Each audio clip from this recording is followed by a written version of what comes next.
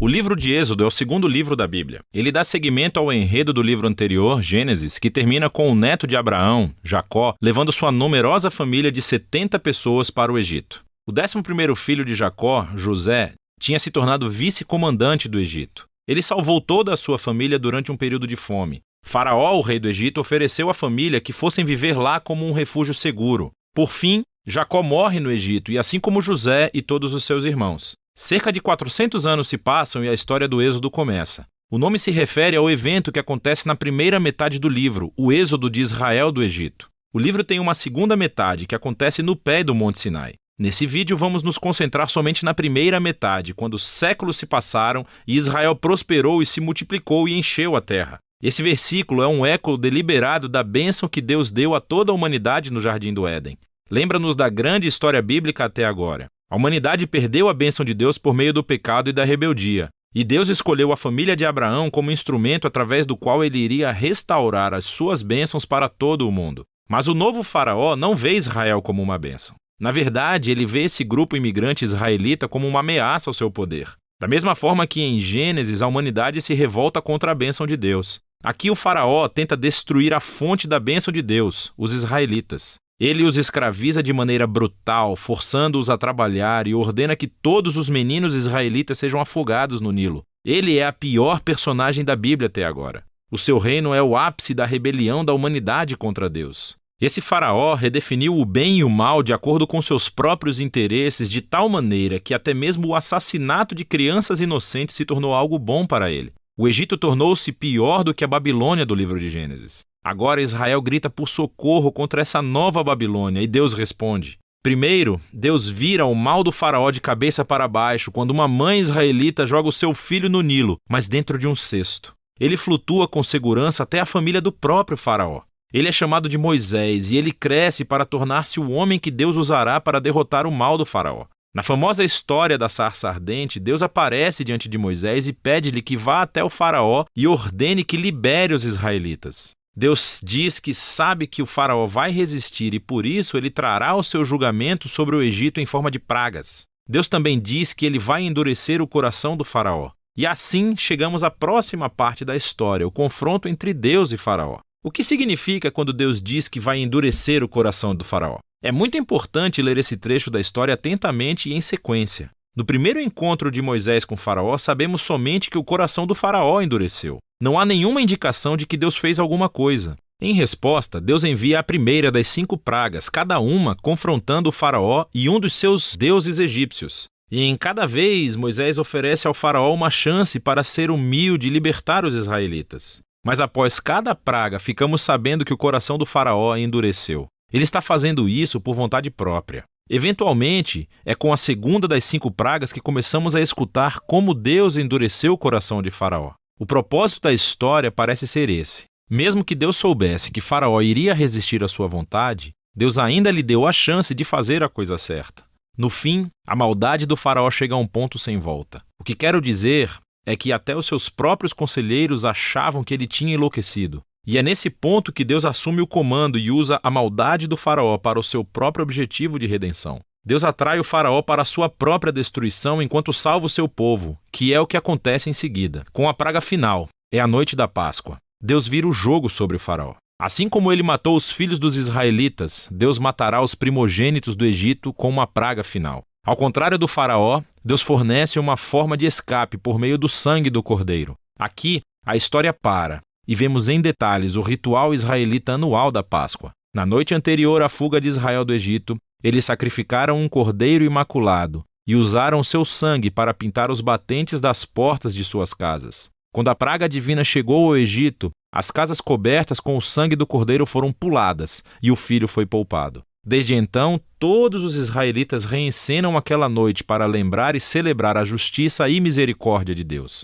Mas o faraó, por conta do seu orgulho e rebeldia, perde o próprio filho e é obrigado finalmente a libertar os israelitas. Os escravos israelitas fazem o seu êxodo do Egito, mas assim que eles saem, o faraó muda de ideia. Ele reúne o seu exército e persegue os israelitas para uma batalha final. Quando os israelitas passam pelas águas do mar em segurança, o faraó decide atacar e assim entra na sua própria destruição. A história do Êxodo conclui com a primeira canção de louvor da Bíblia. Chama-se a Canção do Mar. O verso final declara que o Senhor é rei. A canção reconta em poesia do que se trata a história do reino de Deus. Fala sobre como Deus tem a missão de confrontar o mal no seu mundo e resgatar aqueles que são escravizados pelo mal. Deus vai trazer todo o seu povo para a terra prometida, onde a sua presença divina viverá entre eles. Essa história mostra como é quando Deus se torna rei do seu povo. Depois que os israelitas entoam a sua canção, a história tem uma reviravolta. Os israelitas estão andando pelo deserto a caminho do Monte Sinai.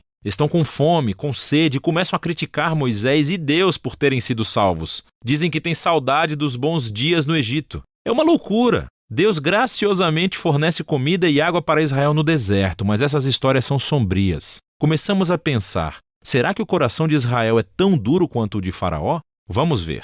Por enquanto, essa é a primeira metade do livro de Êxodo.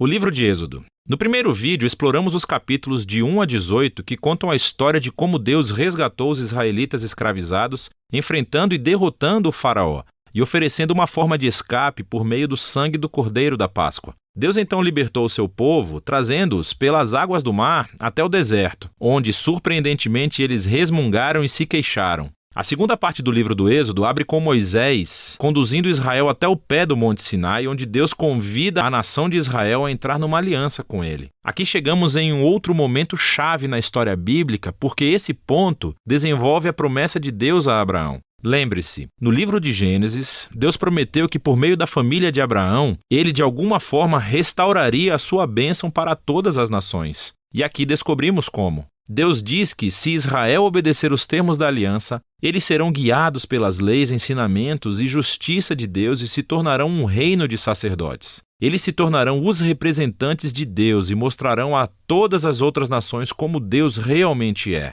O povo de Israel aceitou a oferta avidamente. A presença de Deus aparece no topo do Monte Sinai na forma de nuvens, relâmpagos e trovões. Moisés sobe ao monte como representante do povo e Deus apresenta os termos básicos da aliança, os famosos 10 mandamentos. São os termos básicos do acordo do relacionamento entre os israelitas e Deus. Depois disso, vem outra coleção de mandamentos que desenvolve os primeiros 10 em mais detalhes. A lei sobre o louvor de Israel, sobre a justiça social, sobre como devem viver juntos, tudo moldando Israel em uma nação de justiça e generosidade diferente das outras nações. Moisés escreve todas essas leis e as traz para o povo que, mais uma vez, avidamente aceita fazer essa aliança com Deus. Uma vez feita a aliança, Deus toma mais um passo e avança o relacionamento. Ele diz a Moisés que quer que a sua presença sagrada, divina e bondosa viva no meio de Israel, o que desenvolve outro aspecto das promessas da aliança de Deus. Lembre-se, depois da rebelião da humanidade no jardim, o homem perdeu o acesso à presença direta de Deus. Mas agora é através da família de Abraão que a presença de Deus se torna mais uma vez acessível por meio dessa aliança, primeiro com Israel e depois, um dia, com todas as nações. O que segue são 7 capítulos de plantas arquitetônicas detalhadas da tenda sagrada chamada o tabernáculo.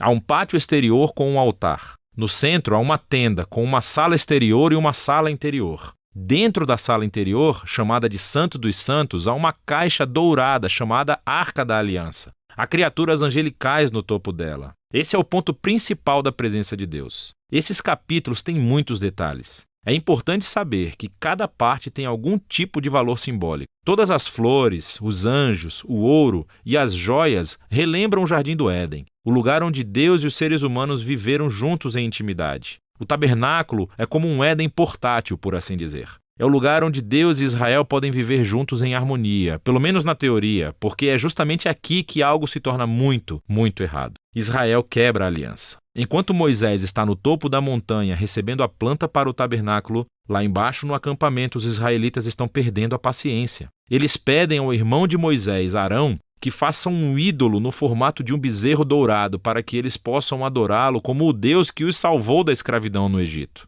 A presença de Deus está ali, no topo da montanha. Eles podem vê-lo, mas estão lá embaixo, violando os 2 primeiros mandamentos da aliança, com a qual acabaram de concordar. Não há outros deuses e não teremos outros ídolos. O que acontece depois é muito importante. Deus sabe o que está acontecendo lá embaixo. Primeiro, ele compartilha sua própria raiva e dor com Moisés. Ele diz a Moisés o que quer fazer, simplesmente destruir Israel. Mas Moisés intercede, apelando para o caráter de Deus. Ele diz, em primeiro lugar, destruir Israel seria quebrar as suas promessas de aliança com Abraão. Então Moisés apela para a reputação de Deus entre as nações. O que eles irão pensar se virem o Senhor destruir o seu próprio povo? Deus aceita a intercessão de Moisés e cede. Enquanto ele traz o seu julgamento para aqueles que instigaram a idolatria, ele perdoa a nação inteira e promete renovar a aliança. É justo nesse momento da história que Deus pela primeira vez descreve o seu próprio caráter a Moisés. Ele diz, o Senhor é misericordioso e gracioso.